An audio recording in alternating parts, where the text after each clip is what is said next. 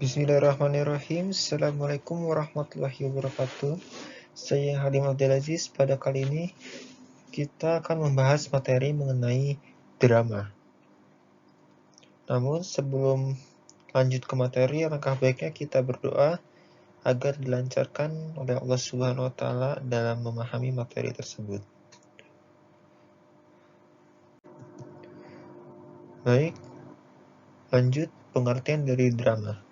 Drama secara etimologi yaitu berasal dari bahasa Yunani, yaitu draumai, yang memiliki arti bertindak, beraksi, atau berbuat. Pengertian drama adalah kisah hidup yang digambarkan dalam bentuk gerak yang biasanya disajikan langsung dalam tindakan. Drama adalah suatu karya sastra yang bertujuan menggambarkan kehidupan dengan menampilkan pertikaian atau konflik dan emosi lewat adegan dan dialog. Kemudian, ciri-ciri dari drama yaitu berbentuk dialog, terdapat pelaku atau tokoh, dipentaskan atau dipertontonkan, lalu terdapat penonton.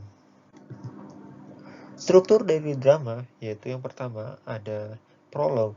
Prolog adalah bagian kata pembuka atau pengantar dalam drama yang biasanya dibacakan oleh narator. Lalu yang kedua ada dialog. Dialog adalah percakapan yang melibatkan antar tokoh. Dan yang ketiga ada epilog. Epilog adalah kata penutup yang berupa simpulan atau amanat yang biasanya dibacakan oleh narator. Di dalam dialog terdapat tiga hal, yaitu orientasi, yaitu bagian awal cerita yang berisi gambaran situasi dalam drama. Lalu yang kedua ada komplikasi, yaitu bagian inti cerita yang berisi masalah yang dihadapi oleh tokoh. Lalu yang ketiga terdapat resolusi, yaitu bagian drama yang berisi penyeleksian masalah. Selanjutnya di dalam dialog terdapat tiga hal lagi. Yang pertama adanya tokoh, yaitu pelaku dalam drama. Lalu yang kedua terdapat wawancang atau dialog atau percakapan yang harus diucapkan oleh para tokoh. Lalu yang ketiga terdapat kramagung, yaitu petunjuk pelaku atau petunjuk teknis yang harus dilakukan oleh tokoh. Kemudian unsur intrinsik dari drama. Unsur intrinsik itu unsur yang di dalam drama itu sendiri, ya. Yang pertama terdapat latar. Latar adalah keterangan mengenai suasana, tempat, dan waktu.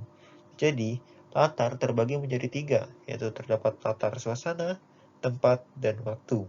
Yang kedua, terdapat penokohan. Penokohan adalah proses, cara, atau pembuatan penciptaan karakter tokoh. Lalu yang ketiga, terdapat dialog. Dialog adalah percakapan antara dua tokoh atau lebih dalam drama. Yang keempat, terdapat tema. Tema adalah gagasan utama yang menjalin struktur isi drama. Lalu yang terakhir, terdapat amanat yang kelima, yaitu ajaran atau pesan moral yang bersifat pendidik dalam drama. Selanjutnya, terdapat unsur ekstrinsik dari drama, yaitu unsur di luar drama itu sendiri. Yang pertama, terdapat latar belakang pengarang. Yang kedua, terdapat latar belakang masyarakat itu sendiri yang menontonnya. Kemudian, jenis-jenis tokoh. Yang pertama, adanya tokoh yang protagonis, yaitu tokoh utama dalam cerita. Dan biasanya, tokoh protagonis ini berlaku baik. Lalu yang kedua, terdapat antagonis, yaitu tokoh penentang atau berseberangan dengan tokoh utama, yang biasanya bersifat jahat. Lalu yang ketiga, terdapat tokoh tritagonis, yaitu tokoh yang netral atau tokoh pelerai. Kemudian terdapat istilah tokoh anti-hero, yaitu tokoh yang bisa berbuat baik, tetapi dia bisa juga berlaku jahat demi tujuan tertentu. Perlu diingat bahwasanya protagonis dan antagonis tidak berkaitan dengan sifat.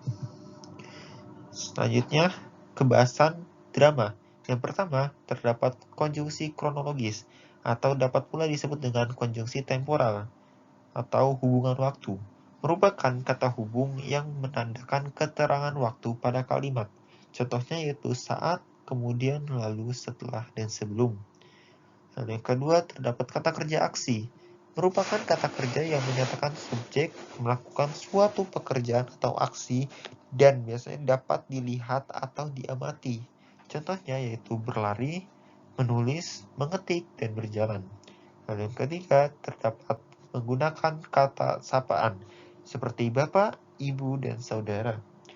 Keempat, kata kerja mental merupakan kata kerja yang menyatakan subjek melakukan respons atau tanggapan tertentu, tetapi tidak terlihat. Contohnya yaitu membayangkan, berpikir, menyangka, dan memahami.